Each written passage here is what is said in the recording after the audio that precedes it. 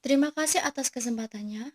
Saya akan membacakan kesimpulan dari kelompok 4 yang berjudul Tes dan Seleksi Karyawan. 1. Apa tujuan dari seleksi karyawan? Tujuan dari seleksi karyawan adalah untuk mencapai kesesuaian orang dan pekerjaan. Ini berarti menyesuaikan pengetahuan, keterampilan, kemampuan, dan kompetensi lainnya yang dibutuhkan untuk melakukan pekerjaan tersebut. 2. Apa yang disebut dengan perekrutan lalai? Perekrutan lalai berarti memperkerjakan karyawan dengan latar belakang yang masih dipertanyakan tanpa jaminan yang kuat. 3. Sebutkan jenis-jenis validitas. A.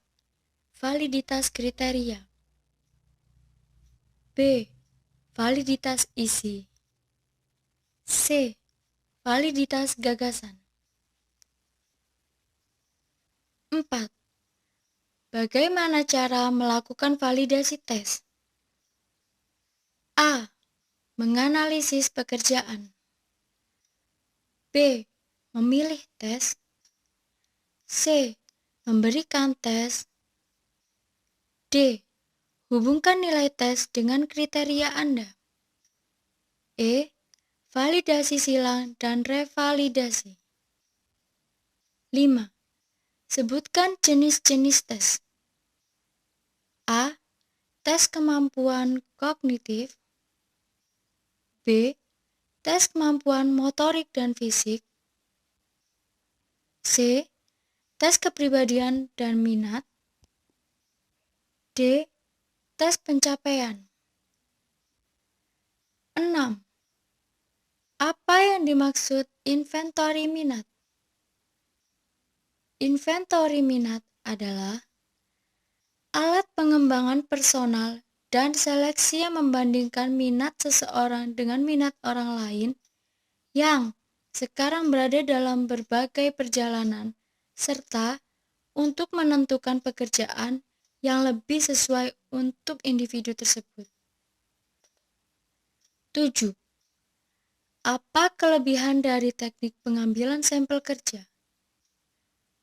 Kelebihan teknik dari sampel kerja yaitu dapat meminimalisir terjadinya pemalsuan jawaban ketika tes.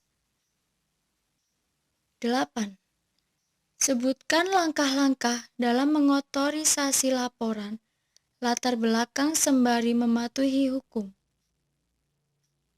Langkah pertama, pengungkapan dan otorisasi.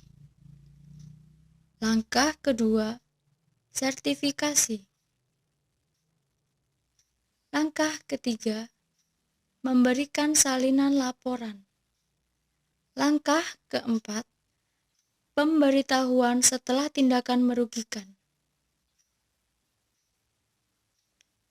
9.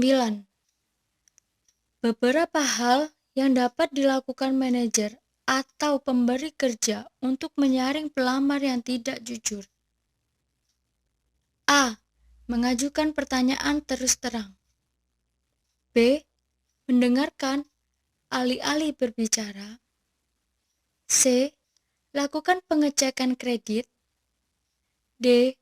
Lakukan pemeriksaan pada semua referensi pekerjaan dan personal. E.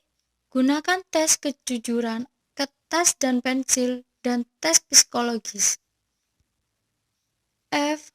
Lakukan tes untuk obat-obatan. G.